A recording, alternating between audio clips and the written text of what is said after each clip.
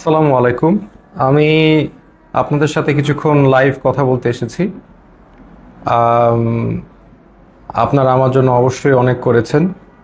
আপনারা আমাকে যখন ধরে নিয়ে যায় তখন আপনাদের অবদান অনেক ছিল। এটার জন্য আমি কৃতজ্ঞ অবশ্যই।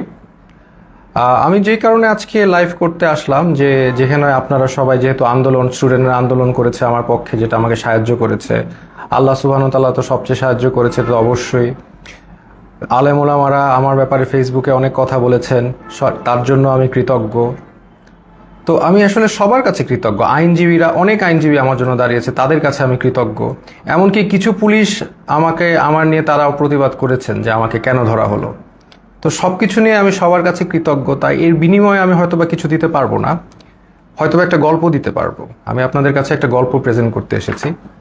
এই গল্পটা আপনাকে শেয়ার করি, ইনফর্মালি কথা বলি, গল্পটা আপনাকে দেখাই, আপনাদের গল্পটা হয়তো বা ভালো লাগতে পারে, তাই এই গল্পটা আমি আপনাদেরকে বলতে চাই। প্রথম, আপনারা অনেকেই প্রশ্ন করছেন, আমি একটা স্ট্যাটাস দিয়েছিলাম যে এই উম্মা কি এক না এই উম্মা বিভক্ত।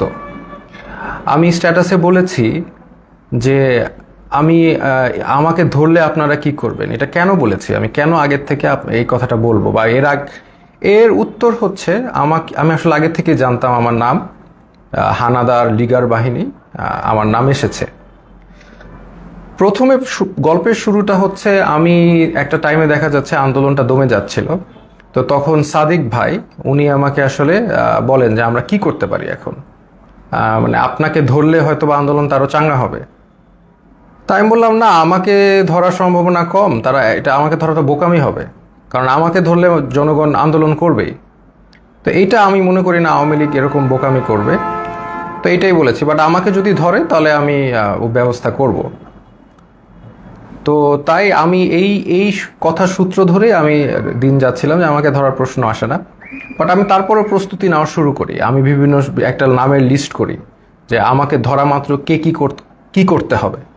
এবং এটা আমার ছোট বোনকে আমি শিখিয়ে দিই যে তুমি আমাকে ধরলে এই নাম্বারে, এই সব নাম্বারে ফোন দিবা, এনাকে এই কথা বলবা, ওনাকে এই কথা বলবা, অ্যাডভোকেট নাম্বার, মিডিয়ার নাম্বার, সবার নাম্বার আমি দিয়ে রেখেছিলাম। তারপরে একদিন হঠাৎ ডক্টর সরওয়ার হোসেন উনি আমাকে ফোন করে। উনি ফোন করে আমাকে বলেন যে আসিফ, তোমার আর আমার নাম এসেছে, তোমার আর আমাকে আটক করা হবে। তুমি এখন, আমি এইটা লাস্ট ফোন দিলাম তোমাকে, তুমি এখন তাড়াতাড়ি পালাও। তো উনি আমাকে অবশ্যই 100% ভালোবাসেন, না হলে উনি রিস্ক নিয়ে আমাকে ফোন দিয়ে জানাতেন না, কারণ আমাদের সবার ফোন ট্র্যাকিং হচ্ছে। এটা জেনেও ডক্টর সরওয়ার হোসেন আমাকে ফোন দিলেন এবং ফোন দিয়ে উনি আমাকে পালাতে বললেন, কিন্তু আমি রাজি হলাম না। কারণ আমাকে যদি ধরে, এই বোকামিটা যদি তারা করে, তাহলে তারা নিজেরাই বিপদে পড়বে। আর আমি কেন পালাবো? আমি আমার আমি যদি পালাই আমি যদি পালাই তাহলে তো মানে এটা তো আমি কোনো অপরাধ করি নাই। আমি যদি অপরাধ না করি তাহলে আমি পালাবো কেন? তাই আমি পালাই নাই। আমি একদম স্ট্রং ছিলাম। আমি আমি পালাই নাই। আমি মোটামুটি প্রিপারেশন নিচ্ছি যে আমাকে ধরে মেরে ফেলা হবে অথবা আমাকে টর্চার করা হবে, দুইটার একটা কি হবে, বাট আই ডোন্ট কেয়ার। যদি এটা উম্মার কাজে দেয় তাহলে আলহামদুলিল্লাহ। তারপরে যে আমার বোনের যেগুলো প্রস্তুতি আছে, আমি নিজে একটা ভিডিও বানাই। আপনি যদি এই ভিডিও, সেখানে আমি বলি যে আমার যদি ভিডিওটা দেখেন তাহলে তার মানে আমি মৃত, আই এম ডেড, অথবা আমি গুম, এরকম একটা ভিডিও করে রাখি। তো করে আমার বোনকে সব শিখিয়ে দিই যে আমাকে ধরলে এটা করবা, ওইটা করবা, এটা করবা, এর কাছে যাবা, একে ফোন দিবা, সব একটা লিস্ট আমি করি। তো করার পর আমি আসলে মানসিকভাবে প্রস্তুত হয়ে যাই যে I can be dead, I can be killed, আমি শেষ হয়ে যাব। বা শেষ না হলে আরও খারাপ, যদি মেরে ফেলে তাহলে তো ভালোই। আপনারা তো জানেন তারা কি পরিমাণ অমানবিক টর্চার করতে পারে। তা আমি আসলে মরাটাই বেস্ট সিচুয়েশন ধরে নিয়ে আমি প্রস্তুতি নিয়েছি। তারপর আমি মনে করেন অপেক্ষা করে একদিন, ওই দিন রাতে 1টার সময় বেল বাজে। তখন আমার মানে মনে হয় যে রাজাকাররা আসছে বা ওই লিগার হানাদাররা আসছে। তা আমি যে দরজায় দেখি কি আমার দারোয়ান। তা আমি ঘুমের মধ্যে ছিলাম, তো আসলে ওইভাবে চিন্তা করি নাই যে এইটা একটা ট্র্যাপ। আমি খুলে দারোয়ানকে জিজ্ঞেস করতে গেলাম কি, সাথে সাথে দরজা ধাক্কা দিয়ে হানাদার লিগার বাহিনী ঢুকে গেল। আমি তো মানসিকভাবে প্রস্তুত, এখন ঢুকে গেছে, এখন তো আর কিছু করার নাই। আমি বললাম আপনারা দাঁড়ান, আমি আসতেছি। এটা বলে আমি আমার ছোট বোনের মানে কাপড় নিয়ে আসতেছি, তো আমি আমার ছোট বোনের রুমে গিয়ে আমি ওর চুলটা টান দিলাম, ও রাগ করে উঠে উঠে বসলো, আমার দিকে তাকালো। তো আমি বললাম দে আর হিয়ার। তো ও বললো কে? পুলিশ। আমি বললাম you know what to do, তুমি জানো তোমার এখন কি করতে হবে, এই শেষ কথা। তারপর আমি একটা কাপড় নিয়ে আমি ওদের সাথে চলে গেলাম। ওরা আমার বাসার যে সিসি ক্যামেরা ওগুলো সব বন্ধ করে রেখেছে, কিন্তু লাকিলি একটা ক্যামেরা অন ছিল, ওরা বুঝে নাই সেটা, ওটাকে তারা ক্যাপচার হয়ে গেছে যে তারা এগুলো নিয়ে গেছে। প্রথম দিন রাতে তারা আরও কয়েকজনকে ধরার চেষ্টা করলো, পায়নি, আমাকে নিয়ে তার ডিবি অফিসে নিলেন। ওইখানে যে অবস্থা, মানে একটা ভয়ঙ্কর অবস্থা, মানে 80 100 জনের মতো লোক ছোট একটা স্পেসে, মানে কেউ বসলে কেউ শয়, কেউ শুইলে কেউ বসে, একসাথে সবাই শোয়ার স্পেস নাই। ওইখানে আরেকটা এশিয়ান ইউনিভার্সিটির একজন প্রফেসর ছিল, উনি মানে শোয়ারই চান্স পায়নি, উনি বসেই ছিলেন, কেন স্পেস নাই, মানে এত একটা কনজাস্টেড এরিয়া, ফ্যান নাই, একটা রুমে কিছু এসি ঢুকে আর বাকি সব রুমে হচ্ছে মানে একদম ফ্যান নাই, কিছু নাই, সব সময় লাইট থাকে, সব সময় সাউন্ড থাকে, আপনি ঘুমাতে পারবেন না। তো ওইখানে ঢুকে প্রথম দিন তো আমার খুব মানে অবস্থা ভালো না, আমার তেমনি আপনারা জানেন স্পাইনে প্রবলেম হওয়ার কারণে আমার এমনি সবসময় পেইনে থাকে, আমি নিউরোলজিক্যাল পেইনে থাকি, ফিজিওথেরাপি করলে কমে, আবার নাহলে বেড়ে যায়। সেই সিচুয়েশনে আমাকে এরকম একটা জায়গায় নিয়ে গেল যেখানে আমার কোনো বসার জায়গা নেই, সব পুরাটাই ফ্লোর, হার্ড ফ্লোর, তাও আবার মুভ করার তো কোনো স্কোপই নাই, শত শত মানুষ। তো এরকম জায়গায় প্রথম একদিন ছিলাম, ওই রাতে ছিলাম। তারপরের দিন ওরা আমাকে ডেকে নিয়ে গেল উপরে নিয়ে তারা আমাকে প্রশ্ন করলো যে আপনি ব্র্যাকে কয়জন শিবির আছে। আমি বললাম আমি তো শিবির করি না, আমি কীভাবে জানবো ব্র্যাকে শিবির কয়জন আছে বা কি। এরকম অনেক প্রশ্ন করলো বারবার। তারপর অ্যাট ওয়ান পয়েন্ট তাদের মধ্যে ওই হানাদার লিগার বাহিনীর একজন, উনি আর কি জিজ্ঞেস করলো, বলেন তো এই কোটা দিয়ে আপনি এত কথা বলেন, কোটার পদ্ধতি কি, বিসিএস এর সিলেকশন প্রসেসটা কি। তা আমি তো আসলে বলতে পারি নাই, কারণ হচ্ছে আমি মানে মেন্টালি তো ওই লেভেলেই নাই, তাই না, আমি একটা মানে ভয়ঙ্কর একটা অবস্থায় আছি, ওই লেভেলেই নাই। তো তারপরে ওরা কি করলো, ওরা এসে আমাকে মনে করেন আমাকে ধাক্কা দিল, আমার তো স্কেচ নিয়ে হাঁটতে হয়, আপনারা জানেন একটা লাঠি নিয়ে হাঁটতে হয়, সে আমাকে ধাক্কা দিল, তারপর আমার মুখে হিট করা শুরু করলো। তো হিট করা শুরু করলো আমাকে, 6টা হিটের পরে আমি আসলে মানে অজ্ঞান হয়ে যাচ্ছিলাম। তো অজ্ঞান হয়ে যাচ্ছিলাম, তারা আমাকে বলে না ডোন্ট এরকম করে আমাকে দাঁড় করাইলো, আবার 2-4 বার হিট করলো। তো তারপরে তারা আমাকে মানে বলল যে আপনি তো খুব খারাপ জায়গায় আসছেন, আপনার বাম পায়ে প্রবলেম, ওই ডান পাকে আমরা একদম করে আপনাকে পুরোপুরি লুলা বানাই দেবো। তো এরকম একটা কথা বললো, এবং আরেকজন লাঠি নিয়ে আসলো আমাকে মারবে, পরে ওরা লাঠি দিয়ে হিট করে নাই, না করে আমাকে ওই জায়গায় আবার সেই জায়গায় যেখানে রাখে সেখানে নিয়ে গেল। তো ওই জায়গায় আবার আমার থাকা শুরু হলো, মানে ওইখানে এমন একটা জায়গা, বললাম তো কেউ যে এটা ফার্মের মুরগির মতো, ওইখানে কেউ মুভ করতে পারে না, কারণ এত মানুষ এত শর্ট জায়গায় মুভ করার, কেউ হাঁটার কোনো সিস্টেম নাই। ওই যে আমি বললাম আপনাদের, কেউ শুলে কেউ বসে, কেউ বসলে কেউ শোয়, মানে আর সবসময় লাইট আর সাউন্ড কন্টিনিউয়াস, ঘুমানোর কোনো স্কোপ নাই। ওইখানে সবচেয়ে ভ্যালুয়েবল রিসোর্স হচ্ছে একটা বোতল, কারণ আমরা তো ফ্লোরের মধ্যে শোন, তো ওখানে তো হার্ড ফ্লোর, ওইখানে কেউ যদি একটা বোতল পায় আলহামদুলিল্লাহ, মানে এটা মানে ভ্যালুয়েবল রিসোর্স। তো ওই বোতলটার উপরে তারা মানুষ মানে পেলে যে খুশি। তা আমাকে অনেকে চিনেছে, ওইখানে চেনার কারণে দেখা যাচ্ছে 2 দিনের মধ্যে আমি একটা বোতল ম্যানেজ করলাম মাথায় দিয়ে শোয়ার জন্য ফ্লোরে, এই একটা অবস্থা। তো আরেকটা বিষয় হচ্ছে ওইখানে 80 জনের একটা টয়লেট, আর আমার তো এমনি যেহেতু হাই কমোড ইউজ করতে হয়, বিকজ আমার মানে স্পাইনে প্রবলেম আছে, তো ওইখানে লো কমোড, তাও আবার 80 জনের জন্য একটা, 100 জনের জন্য একটা। তো এত লোকের একটা কমোড তো বুঝতেই পারছেন কেউ ইউজ করতে পারে না ওইভাবে। সো আমি খাওয়া কমিয়ে দিলাম, because I have to go to the washroom, এটা তো যাওয়া যাবে না, আমি খুব কম খাওয়া শুরু করলাম যাতে টয়লেটে না যাওয়া লাগে। আর আরেকটা বিষয় হচ্ছে টয়লেটে ইউজ করে সাবানও তারা প্রোভাইড করে না কোনো রকম। সো এইরকম একটা কন্ডিশনে আমরা যাচ্ছি।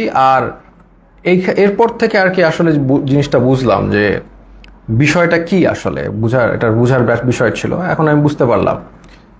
তো তারা প্রতিদিন ডাক দিবে, নাম কল করবে, ধরেন আপনার নাম হচ্ছে, ধরেন আমার নাম আসিফ মাহতাব, ধরে বলবে আসিফ মাহতাব, বাবার নাম শাহাবুর রহমান, এরকম বলে নিয়ে যাবে, নিয়ে চোখ বাঁধবে, মুখ বাঁধবে, তারপর তাদেরকে ঝুলায় টর্চার করতে থাকবে, বাড়ি দিতে থাকবে, বিভিন্নভাবে টর্চার, লাঠি দিয়ে পিটাবে, পায়ের তলায় পিটাবে, হাড়ের বিন্দে মারবে, মানে মানুষের শরীর নীল অবস্থায় তারা ফিরে যায়, সারা শরীর মারতে মারতে রক্ত জমাট বেঁধে নীল অবস্থায় এক একজন লোক ফিরে। জাস্ট, এবং তারা সাইকোলজিক্যালি একদম মানে অবভিয়াসলি নর্মাল না, কারণ তারা এখন নাম শুনলে, তাদের নামটা ডাক দিলে তারা ভরকায় ওঠে যে এখন মনে হয় তাদেরকে নিয়ে টর্চার করবে।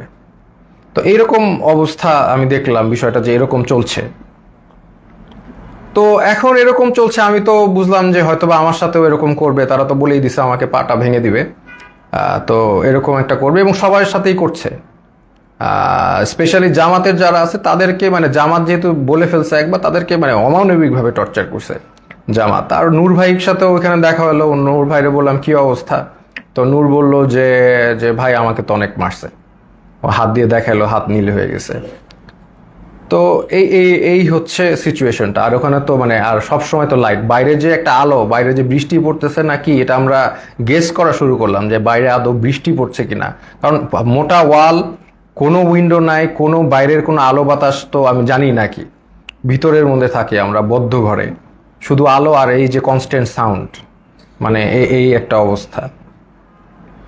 তো এরকম যাচ্ছে, এরকম একটা অবস্থা যাচ্ছে। তো এখন দেখলাম অনেকে ভেঙে পড়তেছে। তো আমি আর কি আমি আমার মতো করে ইন্সপিরেশন দেওয়ার চেষ্টা করলাম যে আপনারা এইভাবে টর্চার হচ্ছেন, আপনি কি মনে করেন না আল্লাহ আপনাকে এটার জন্য রিওয়ার্ড দিবেন? আজকে আপনারা তো জানেন নবী করিম সাল্লাল্লাহু আলাইহি সাল্লাম বলেছেন যে আপনি যদি এইভাবে নির্যাতিত হন আপনার গুনাহ মাফ হচ্ছে, আপনাদের গুনাহ মাফ হচ্ছে। আপনার যদি গুনাহ এইখানে থাকার কারণে গুনাহ মাফ হয়ে জান্নাতুল ফেরদৌসে যেতে পারেন, এটা আপনার জন্য ভালো, নাকি এইখানে ভালো থাকলেন তারপর জাহান্নামে গেলেন, এটা ভালো? তো এইভাবে আমি সবাইকে একটু ইন্সপায়ার করার চেষ্টা করলাম, মোটিভেশন দেওয়ার চেষ্টা করলাম। আর আমার নিজের তো হেলথ কন্ডিশন ডিটোরিয়েট করতেছে প্রোগ্রেসিভলি, আর ওয়াশরুমের ইস্যুটা তো ছিলই। তো এইরকম একটা অবস্থায় সবাইকে মানে মোটিভেট করছি আমি। আর আমার নিজেরও তো ওই যে ফার্স্টের দিন যেভাবে আমার মুখে ফেসে হিট করেছে, এই পরে তো আমার একটা দিন জ্বরই ছিল, আমি শুয়েছিলাম। তো এই হচ্ছে আমাদের মানে সিচুয়েশন। আমি ওখানে একদিন শুয়েছিলাম, তারপরেও আমি সবাইকে মোটিভেশন দেওয়ার চেষ্টা করি। একটা ছেলে আসলো, সেই ছেলেটা কাঁদতে কাঁদতে, স্যার আমি তো কিচ্ছু করি না, আমি জাস্ট ইলেকট্রিক্যাল কাজ করি, আমাকে ধরে নিয়ে আসছে স্যার, আর ধরে নিয়ে আমাকে টর্চার করতেছে, কাঁদতে কাঁদতে শেষ। আমি বললাম কাঁদতেছো কেন? মানে তুমি পুরুষ মানুষ না? Are you not a man? তুমি কাঁদবা কেন? টর্চার করলে করবে। বলে স্যার আমাকে স্বীকার করতে বলে, আমি খুন করেছি, এই করেছি, আমি তো করি নাই স্যার। বলে করবা না, স্বীকার করবা না, তোমার পাটা যদি কেটেও ফেলে তারপরেও তুমি স্বীকার করবা না। কেন করবা? যেটা সত্যি সেটা বলবা, তুমি করবা না স্বীকার, আমাকে মেরে ফেলবে। তো ওইখানে আবার একটা জিনিস বুঝলাম যে সবাই কান্নাকাটি করে যে তাদের একটু মানে জেলে কবে যাবে, মানে তাদের জেল হচ্ছে তাদের জন্য স্বর্গ। ওইখানে যেভাবে টর্চার করে, যে নাম ডাকবে, বাবার নাম ডাকবে, দ্যাট মিনস তাদেরকে টর্চার করা হবে। তা এই জন্য তারা যদি জেলে যেতে পারে, এটার জন্য তারা দোয়া করে আল্লাহর কাছে, আল্লাহ আমাদের যাতে জেলে দেয়। তো এরকম অবস্থা। আমাকে তারপরের দিন, আমি তো অলরেডি এর মধ্যে তো আমি আমার বোনকে বলে আসছি, তার মানে আমার যে ভিডিওটা ছিল যে আমি আমার ভিডিও দেখলে আমি মৃত, হ্যাঁ, তো এই ভিডিওটা আমি আশা করছি যে পোস্ট হয়ে যাবে। আমার বোনকে যেভাবে কাজ করতে বলেছি করবে, লয়াররা কাজ করবে। তো এটা আমি আশাবাদী ছিলাম যে ইনশাল্লাহ সবাই যার যার অবস্থা থেকে কাজ করবে, স্টুডেন্ট আন্দোলন করবে, যে এগুলো করার পরে এবং জনগণ যখন এটার এগেনস্টে কথা বলবে, আরেকটা ইস্যু হয়ে যাচ্ছে, ফার্স্ট অফ অল আরেকটা নতুন ইস্যু হয়ে যাবে, যেটা দিয়ে আবার আন্দোলন শুরু হবে। এইটা আমি জানতাম। আর এটার পরে আমাকে যদি আরো টর্চার করবে, কিন্তু এটা তাদের জন্য আরো খারাপ হবে। তো তারপরে আমাকে তারা ঠিকই গুম করা অবস্থায়, আর আমার বাবা মা যতটুকু জানলাম আমাকে গুম করে ফেলছে। তো এটা তারা বলছে, তারা স্বীকার করে না যে তারা নিয়ে আসছে। তো এই অবস্থায় তারা আমাকে কোর্টে চালান দিল। তো আমি চিন্তা করলাম যে কোর্টে যেহেতু যাচ্ছি, এখানে মিডিয়া পাইলে আমি আমার এক আঙ্গুল দেখাবো, শাহাদাত, এক উম্মা, আমরা এক উম্মা, হ্যাঁ, আমার গায়ে আমরা সবাই এক। তো এই সিম্বলটা আমি চিন্তা করেছি দেখাবো। তো আমি জানি যে এগুলো দেখালে তারা আমাকে আরো অনেক নির্যাতন করতে পারে, দেখাইলাম, কারণ এটা আমি তো জানি জনগণ বুঝবেন যে আমি এক আল্লাহ, এক রসুল, এক উম্মা, এই কথাটা আমি বুঝাতে চাচ্ছি যে আমরা সবাই এক। আমার অত্যাচার যা হলে হবে, এই অত্যাচারের কারণে যদি আপনারা স্বাধীনতা পান, এই জুলুমের থেকে মাফ পান, তাহলে আলহামদুলিল্লাহ, নো প্রবলেম, আমাকে অত্যাচার করুক। তো আমি ডিসিশন নিয়ে নিলাম, এক দেখাবো। তা আমার সাথে ওই জগন্নাথের আরিফ ছেলেটা, খুবই সাহসী ছেলে, ও আমার সাথে কেসটা দিল, মামলা দিল, আমরাও গেলাম, আমি ওকেও বললাম যে আমি এক দেখাবো। তো এই অবস্থায় এই এক উম্মা শাহাদাতের আঙ্গুল দেখিয়ে আমি ওই কোর্টে দেখালাম, এবং কোর্টে আমাকে সম্পূর্ণভাবে মানে কোর্টের যে জাজ, তিনি আমাকে দেখে চিনে বললে আপনাকে ওখানে দাঁড়ানো লাগবে না, আপনি বসেন। তো উনি আমাকে বসালেন, কিন্তু তারপরেও ওই মিথ্যা মামলাটা দিলেন যে আমি নাকি সেতু ভবন ভাঙচুর করেছি, যেটার মানে কোনো মানে এটা যে এটা জোক, মানে এটা যে কলাপস করছে সোসাইটি, ওখানেই প্রমাণ যে এরকম একটা মিথ্যা মামলা যেটার কোনো তথ্য নাই, প্রমাণ, এটা বলাই আসলে সময় নষ্ট। তো এই মিথ্যা মামলা উনি মানে জাজ আমাকে দিলেন, আর আমাকে আবার 6 দিনের রিমান্ড মঞ্জুর করলেন। তো ওই 6 দিনের রিমান্ড আবার গেলাম, আর এই সময়টা অনেকের সাথে পরিচয় হলো। ওখানে বিএনপির অনেক নেতা ছিল, পার্থ ভাই ছিলেন, ওনার সাথে আমি বললাম যে পার্থ ভাই আপনার তো আর আমার মামলা এক, আমি তো আপনার সাথে আসি। তো উনি বলে যে আমি তো তোমাদের সাথে থাকতেই চাই না, আমি তো এখান থেকে বের হতে চাই, একটু মজা করলেন। তো এরপরে অনেক মানুষের সাথে পরিচয়। একজন আসলেন, ওনাকে মানে উনি হাঁটতেই পারতেছেন না, পাটা একদম প্রচুর মানে অবস্থা খারাপ করে পিটিয়েছে। ওনার অপরাধ ছিল উনি ছাত্রদের পানি খাইয়েছেন, উনি ছাত্রদের পানি দিয়েছেন, ছাত্ররা পানি খাইয়েছেন, এই জন্য তাকে অমানবিক টর্চার করলো। তো টর্চার করলো, উনি এসে শুয়ে গেল। আমি বললাম যে এইগুলো একই কথা বললাম যে আপনাদের এটা গুনাহ মাফ হচ্ছে। তারপরে লাস্টে একটা কথা বললাম যে আপনি যে এত টর্চার্ড হলেন ছাত্রদের পানি খাওয়ায়, এখন আবারও কি খাওয়াবেন আপনি? তো উনি বললো ইনশাল্লাহ স্যার, আবারও খাওয়াবো। আমি like that's the answer I am looking for. আমরা আবার করব, আমাদের ছাড়লে আমরা আবার করব, we are not going to give up. আমরা তো আবার করব, তাই না? আমরা কি অপরাধ করেছি যে আমরা করব না? পানি খাওয়ানো কি অপরাধ? তো এই হচ্ছে একটা অভিজ্ঞতা। তো এরকম এই যে একজন পেলাম। আর একজন হচ্ছে মাদ্রাসা স্টুডেন্ট, তাকে হচ্ছে তাকে বলছে খুন করেছে, সে পুলিশ খুন করেছে, এটা সে তাকে বলছে, এবং তাকে প্রতিদিন পিটায়, প্রতিদিন নিয়ে টর্চার করে। তো এটা নিয়ে আমরা হাসাহাসি করি, কারণ হচ্ছে এরকম একটা সিচুয়েশনে হাসাহাসি না করে যদি আমরা মেন্টালি ব্রেকডাউন করি, তাহলে এটা মানে হবে না, মানে এটা আমরা আরো আমরা সব এইগুলো যা হয় সেটা নিয়ে হাসাহাসি করি।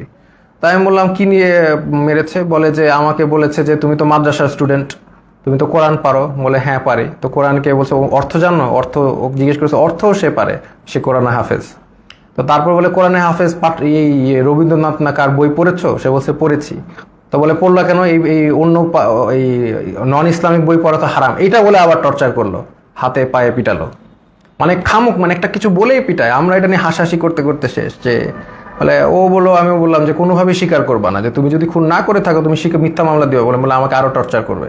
বলে করলে করবে, বললাম তো তোমাদের দিয়ে করাত দিয়ে হাত পা কেটে দিলেও স্বীকার করবা না, যেটা সত্যি সেটা বলবা। এরকম একজন সবচেয়ে কষ্ট লিখেছে যে মানে একটা ছেলে, ওর নাম হচ্ছে সানিয়াত ভাই। সানিয়াত ভাই উনি হচ্ছে বিএনপির একজন মন্ত্রীর ছেলে, নাম বললাম না। তো ওরা আসলে খুঁজছিল তার বাবাকে পায়নি দেখে ওই ছেলেটাকে ধরে নিয়ে গেছে, সানিয়াত ভাইকে ধরে নিয়ে গেছে। তো সানিয়াত ভাইকে 4 দিন, উনি বলছে 4 দিন ওনাকে পিটিয়েছে, চোখ বেঁধে হাতে দিয়ে ঝুলিয়ে পিটিয়েছে। এবং সবচেয়ে যেটা উনি বলল যে ওনার মাকে ফোন দিয়ে শুনিয়েছে যে তাকে যে টর্চার করছে, এটা তার মাকে শুনিয়েছে ফোন দিয়ে লিগার হানাদাররা। তো লিগার হানাদাররা মাকে শুনিয়েছে যাতে বাবা এসে তাকে দেয় এবং ছাড়িয়ে নেয়। আর যেহেতু ওনার বাবা আসছিল না, বা ওনার অবশ্যই তারা তো জানিয়ে যায়নি কোথায় গেছে, তাকে অমানবিক টর্চার করেছে। সেই ছেলেটা এমনি আমার মতোই, তার স্পাইনে প্রবলেম আছে, আমার মতোই অসুস্থ, এবং তাকে টর্চার করেছে বিভিন্নভাবে, হাতে পায়ে ঝুলিয়ে পিটিয়েছে। তো সে কাঁদতো অনেক, আমি সান্ত্বনা দিতাম, আমরাও সব বিষয় নিয়ে মজা করতাম। তো এইরকম একটা অবস্থা ওইখানে, প্রতিদিন নাম ডাকতো, প্রতিদিন নিয়ে পিটাতো। এমন রাত যে কোনো সময় ডাকতে পারে, সকাল 12টায়, মানে 12টায় ডাকতে পারে, রাত 1টায়, এনি টাইম নাম আসতে পারে। নাম আসলে they will take you and torture you.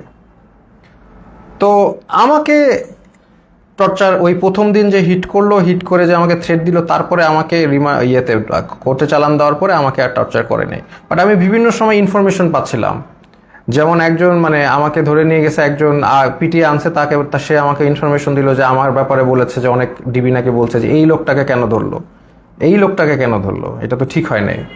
আবার আরেকজনকে ধরে পিটিয়ে এনেছে, সে বললো যে স্যার আপনার ব্যাপারে ডিবি কথা বলছিল যে আপনার ব্যাপারে 40 জন লয়ার দাঁড়িয়ে গেছে, এত সংখ্যক লয়ার তারা কখনো দেখে নাই, আপনি খুব ইন্টেলিজেন্ট মানুষ, এগুলো তারা বলছে।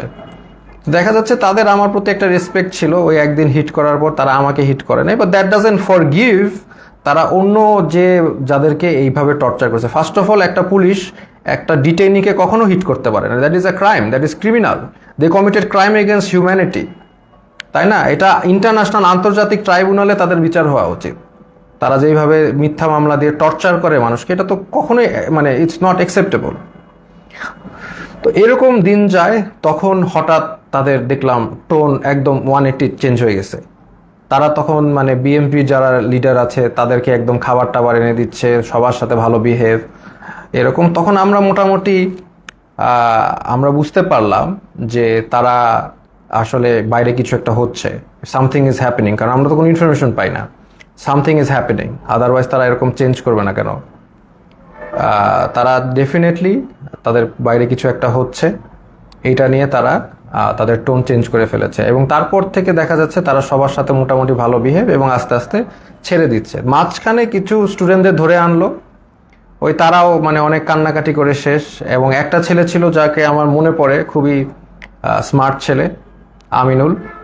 তো আমিনুল হচ্ছে 14 বছর বয়স, ধরে নিয়ে আসছে। এবং অন্য যেগুলো ছেলে ছিল তারা একদম একদম ব্রেকডাউন করেছে মেন্টালি, বাট আমিনুল ছেলেটা ও হচ্ছে মোহাম্মদপুরে থাকে খুব সম্ভবত, খুব সাহসী, নারুটোর গেঞ্জি পরে হাইটে বেড়াচ্ছে। মানে ও হি ডাজেন্ট কেয়ার, এই ছেলেটা ডাজেন্ট কেয়ার যে ওর সাথে এখন কি টর্চার করা বা কোথায় আসছে। ও লাইক মানে চলে আসে, আমাকে বলতে, স্যার আপনি কি ড্রাগন বল জি দেখেছেন? আমি বললাম হ্যাঁ হ্যাঁ ড্রাগন বল জি দেখছি। বলে আমি দেখতেছি, আমি ওই ডিমন স্লেয়ার দেখেছি, এই দেখেছি সেই দেখেছি। তো মানে একদম মানে মানে হি ডাজেন্ট কেয়ার, সে দেশ স্বাধীন করতে নামছে, ও দেশ স্বাধীনই করবে। আমিনুল নামটা ছেলেটার, ওকে 14 বছর দেখে ওকেও ছেড়ে দিয়েছে। তো এই রকম আর কি ঘটনার বিষয়গুলো। তারপরে ওইটার পর থেকে আস্তে আস্তে অনেককে ছেড়ে দিয়েছে, এবার অনেকে ছাড়েনি, অনেকে তারপরেও টর্চার করেছে।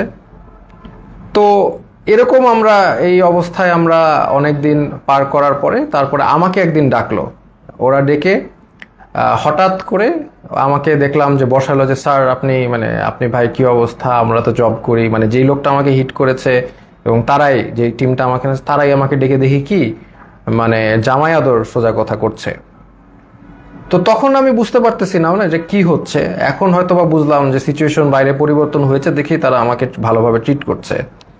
চা খাওয়ালো, বিস্কিট খাওয়ালো, ভালো ভালো বিস্কিট খাওয়ালো, মানে আপনি সোফায় বসেন, কমফোর্টেবলি বসেন, মানে এত রেসপেক্ট এরকম করছে কেন? আমি তো শিওর ছিলাম, আমি তো মনে করছি ট্র্যাপ। আমাকে খালি বলে যে এখন বাসা তো পুড়ে যাচ্ছে, এখন আমাদের কি করা উচিত, শেখ হাসিনার কি করা উচিত। এখন আপনারা তো অনেক টিচারও তো, আপনারা তো অনেকে ছাত্রদেরকে উস্কে দিয়েছেন এই সেই, মানে আমাদের তো এখন আগুন ধরছে বাসায়, আমাদের তো আগুন নিভানো উচিত। মানে আমি যেটা বুঝলাম উনি চাচ্ছিল যে আমি আসলে ছাত্রদেরকে ঠান্ডা করার জন্য কোনো বক্তব্য দেই। তা আমি এভাবে কোনোভাবে রাজি হই নাই, আমি তো হব না, আমি হব না। তো আমি বললাম যে না, একটা প্রধানমন্ত্রী কি সিদ্ধান্ত নিবে, আমি তো আসলে প্রধানমন্ত্রীর জায়গা থেকে, মানে উনি আমাকে প্রশ্ন করছে প্রধানমন্ত্রী এখন কি করলে ভালো হবে, এটা আপনি তো বলেন। আমি বললাম না, আমি কিভাবে জানবো প্রধানমন্ত্রী কি করলে ভালো হবে, আমি তো একজন শিক্ষক, আমি তো প্রধানমন্ত্রীর কাজ তো আমি বলতে পারবো না। উনি ওনার জায়গা থেকে ওনার যেটা ভালো মনে হবে উনি সেটাই করবে, ওনার এক্সপিরিয়েন্স আছে, এই আছে সেই আছে। বলে না, আপনি তো তাহলে ডিরেক্ট কথা বলছেন না, প্রবলেমেটিক কথা বলছেন, আপনার তো একটা ডিসিশন দিতে হবে। এটা একটা সিলি কথা না, আমার ডিসিশন কেন দিতে হবে, আমার ডিসিশন কেন দিতে হবে, ওনার ডিসিশন আমি কেন দিব? তো এইগুলো তো অবশ্য তখন বলি নাই, সিচুয়েশন তো বুঝতেই পারতেছেন। তো এরপরে তারা আমাকে নিয়ে আসছে, তো নিয়ে এসে আবার ওখানে রেখে দিয়েছে। তারপরে আমাকে ওই আমাকে আবার কোর্টে নিয়ে গেল এবং কোর্টে নিয়ে তারা আমাকে জেলে পাঠিয়ে দিল। তো জেল থেকে তারপরে আর কি 2-1 দিন ছিল, আর তখনই আমি জেল থেকে আসলে খবরটা পাই, যে আমি পাই নাই, ওই আমার যে সানিয়াত ভাই উনি আমার সাথে ছিল, উনি বেসিক্যালি খবরটা পায়। খবরটা পাই দেখলাম উনি পড়ে কাঁদতে, মানে চোখ দিয়ে পানি পড়তেছে, কাঁদতেছে। তো উনি বললো কি হলো, তো ওখান থেকে বললো যে শেখ হাসিনা দেশ থেকে চলে গেছে। আমরা তো কেউ বিশ্বাস করি না, বললাম না এটা কেন, এটা পসিবল না। তো তারপরে আরো রিলায়েবল সোর্সগুলো থেকে জানতে পারলাম যে শেখ হাসিনা ইনডিড দেশ থেকে পালিয়েছে এবং গণভবন ঘেরাও। আলহামদুলিল্লাহ, এই হচ্ছে ঘটনা। তো এইটার পরে দেখা যাচ্ছে যে আমাদের জেলে সব ছেড়ে দিয়েছে, তখন একটা মানে সবাইকে ছেড়ে দিয়েছে যারা আছে, পলিটিক্যাল নন পলিটিক্যাল প্রবলেম ছিল। তখন জেলের যারা মানে গার্ড তাদেরকে দেখা যাচ্ছে একদল মানে ক্রিমিনালরা ওদেরকে মেরে ওরা আবার দেয়াল ভেঙে পালানোর চেষ্টা করছিল। তো উপর থেকে অনেকবার তাদেরকে ওয়ার্ন করা হচ্ছে যে এটা করো না করো না করো না। লাস্ট পর্যায়ে একটা গুলি একজনের গায়ে লাগে, একজন কয়েদের গায়ে লাগে, উনি হয়তো বা মারা যান, আমি জানি না, আমি জানলা দিয়ে দেখছিলাম। তারপর এটা সিচুয়েশন ঠান্ডা হয়, হেলিকপ্টার দিয়ে আর্মি এসে সবাইকে আবার তাদের সেলে ঢুকায়। তো তো এরপরে তো ঘটনা আপনি জানেনই যে আলটিমেটলি সবাই আমি বের হয়ে যাই, আমাকে বলে ছাত্রদেরকে ঠান্ডা করতে এই জেলের সামনে। আমি তো মানে আমি আমার মতো বলেছি, কিন্তু তার মানে যে এখন তারা যে ক্রাইম এগেনস্ট হিউম্যানিটি করেছে এটা তো আর মানে ইয়ে করা যাবে না। অমানবিক টর্চার কত প্রকার ও কি কি সেটা আপনি ওই ডিবির ওইখানে গেলেই বুঝবেন আর কি। এই আর কি। তো এনিওয়েজ, এইটাই হচ্ছে আজকে আমার ছোট গল্প। আমি আসলে যদি জাস্ট আর 5টা দিন বা 3টা দিন আগে বের হতে পারতাম তাহলে আপনাদের সাথে যোগ দিতাম ইনশাল্লাহ। ফিল্ডে হাঁটতে পারি না, বাট আমি তাও যোগ দিতাম। ইনফ্যাক্ট আমি আগেও ওই অবস্থায় আমি আপনাদের সাথে আন্দোলন করেছি রাস্তায়, তাও আমি যোগ দিতাম এবং আমি যাক মানে আমি বনভবনের দিকে আগাতাম। মরলে মরছি, মৃত্যু সবারই হবে এটা তো আমি বলেছি, মৃত্যু হলে শহীদ, সমস্যা কি? তো এই জন্যই আমি আপনাদের সাথে দুঃখ প্রকাশ করছি যে আমি আসলে আপনাদের সাথে ওই মার্চে যোগ দিতে পারিনি। যদি একটু আগে বের হতে পারতাম তাহলে অবশ্যই যোগ দিতাম। শহীদদের প্রতি শ্রদ্ধা জানাচ্ছি। আমি এখানে আমার লাইফ শেষ করছি। এটাই আমার ছোট গল্প। খুব ডিফিকাল্ট টাইম চলে গেছে, কন্টিনিউয়াস নয়েজ, কন্টিনিউয়াস লাইট, শোয়ার জায়গা নাই, একসাথে মানে হাঁটার জায়গা নাই, এবং কন্টিনিউয়াস নাম কল, যে কোনো সময় নাম আসতে পারে। তবে ওই যে আরিফ ছেলেটাকে আমি অনেক শ্রদ্ধা করি, কারণ ও বলেছে আর কি, ও বলছে যে অন্য সমগ্নায়করা তো বলেছিল যে ওরা কথা বলে তারপরে বলেছে, তো বলছে আমিও তো বলে তাহলে বলে দিয়ে আমি তাহলে যাই। আমি বললাম না, তুমি এখন কোনো কিছু মানুষের লক আপ থাকতে হবে, কিছু মানুষের বুঝতে হবে যে কিছু মানুষ এখনো ভিতরে আছে এবং মানে অন্যায় চলছে। তো এই জন্য আমি আর ওই জগন্নাথ ইউনিভার্সিটির খুব সম্ভবত আরিফ ছেলেটা মানে খুব সাহসী কথা দেখিয়েছে, এই জন্য আমি তাকে সম্পূর্ণ রেসপেক্ট করি। এইটাই আমি বলে শেষ করছি। আপনারা এই যে যারা নির্যাতিত হয়েছে, যাদেরকে টর্চার করেছে, যাদের এগেনস্টে ক্রাইম এগেনস্ট হিউম্যানিটি করা হয়েছে, তো তাদের বিচার আসলে চেতে হবে। আসলে এটা না আমি বলতে কষ্ট হচ্ছে, কারণ নবী করিম সাল্লাল্লাহু আলাইহি ওয়াসাল্লাম যখন মক্কা বিজয় করেন তখন উনি কিন্তু 12 জন যুদ্ধাপরাধী বাদে সবাইকে ক্ষমা করেন। কিন্তু এইখানে যেগুলো হয়েছে these are crimes against humanity. এখানে আসলে মানে মাফ কিভাবে করা যায় আমি জানি না। বা যাই হোক, যতটুক পারে আমরা ক্ষমা করি। আমরা চাই না একটা মানে সব যে ভালো পুলিশ তার গায়ে হাত উঠুক। আমরা চাই না যে কোনো দোষ করে নাই তার উপর আক্রমণ হোক। কারণ আমি এরকম একজন এসেছে, একজন ডিবি অফিসে একজন আমার সাথে দেখা করেছে, ডিবি পুলিশ, যে বলেন স্যার আমার 2 ছেলে আছে, একজন বুয়েটে একজন মেডিকেলে, দুজনই আপনার জন্য অনেক দুঃখ করেন, দুজনই আপনাকে মনে করেন। আমি বললাম বলেন যে স্যার ভালো আছে, বলেন স্যার ভালো আছে। তার মানে সব পুলিশ যে মানে বেঈমান, সব পুলিশ যে ওই লিগার তা কিন্তু না, কিন্তু এটা আমাদের বুঝতে হবে। তো আমরা ফরগিভ করার চেষ্টা করি, আর যারা একদম এরকম ক্রাইম এগেনস্ট হিউম্যানিটি করেছে তাদেরকে আমরা ইনশাল্লাহ বিচারের আওতায় আনবো। আসসালামু আলাইকুম ইয়া রাহমাতুল্লাহি ওয়া বারাকাতুহু। শুভরাত্রি।